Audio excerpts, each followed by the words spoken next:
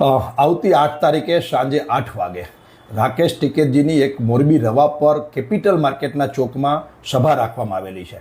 આ સભા મોરબી જિલ્લાના તમામ ખેડૂતોના જે પ્રશ્નો છે, ખાસ કરીને વીજ લાઇનના પ્રશ્નો, એ મુદ્દા ઉપર આખી સભા છે.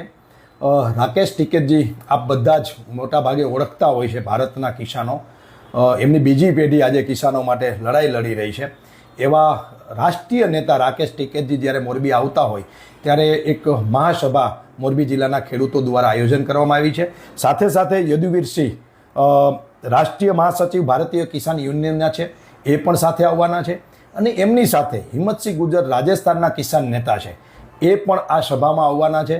સાથે ગુજરાતના અને સૌરાષ્ટ્રના જે કિસાન આગેવાનો છે, એમાં રાજભા ઝાલા રાજકોટથી આવવાના છે અને મુન્નાભાઈ સરપંચ હરિપર એ પણ આ સભામાં આવવાના છે. અને જે.કે. પટેલ કિસાન આગેવાન છે ધાંગધ્રાના, એ પણ આ સભામાં આવવાના છે. સભાનો ઉદ્દેશ્ય છે કે જે પરિપત્ર સરકારે બહાર પાડ્યો છે એ કિસાનોને માન્ય નથી અને દેશ લેવલનો જે કાયદો છે 4 ગણા વળતરનો, એ કાયદો ગુજરાતમાં પણ લાગુ પડે અને કિસાનોને 4 ગણું વળતર મળે જમીનની કિંમતનું, એ લડાઈ જે લડી રહ્યા છે કિસાનો, એના સમર્થનમાં સભાનો ઉદ્દેશ્ય છે. એક સ્વાભાવિક છે કે કોઈ એક સભાથી નિવેડો આવી જાય એવું બને નહીં, પણ સતત કાર્યક્રમોથી, સતત સરકાર સામે વાત મૂકવાથી અને લોક જાગૃતિની, કિસાન જાગૃતિની આ એક મુહિમ છે. અને જ્યારે લોકો જાગે ત્યારે મેન તમે જોયું છે દિલ્હી જંતર મંતર ઉપર જેનજીએની માંગ સ્વીકારવામાં આવી છે. તો આ જ રીતે જો કિસાનો લડતા રહેશે તો એક દિવસ કિસાનોની માંગ વ્યાજબી છે અને દેશના બંધારણ અને કાયદા મુજબની છે, એટલે સરકારે માનવી પડશે. આ વિગત તમને કદાચ જેતપર છાવણીના મિત્રો જ, એમના પ્રવક્તાઓ જ આપી શકે.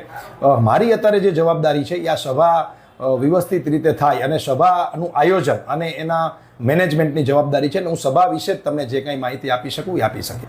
આ સભામાં મોરબી જિલ્લાના તમામ ખેડૂત પરિવારો આવવાના છે. માતા, બહેનો, દીકરીઓ, વડીલો, યુવાનો, અને હવે નવું નામ જેને આપીએ છીએ યુથને, જેનજી, એ બોડી સંખ્યામાં આવવાના છે. અને આ સભા રવાપર રોડ ઉપર કેનાલ ચોકડી, એટલે કે કેપિટલ માર્કેટ જે છે એના ચોકમાં આ સભા યોજાવાની છે.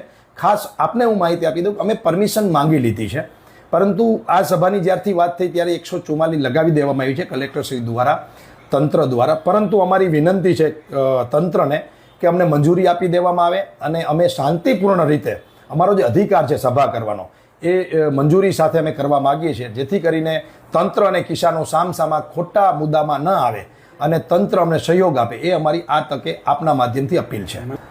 ચોક્કસ, કારણ કે સભા કરવી એ અમને બંધારણીય અધિકાર છે અને મંજૂરી આપવી એમની ફરજમાં છે. પરંતુ નાના મોટા કારણો આપીને તંત્ર જો અમને રોકવાનો પ્રયત્ન કરશે તો હમણાં જ ત્યાં સભા મંજૂરી વગર થઈ જ છે અને મંજૂરી વગર સભા થશે.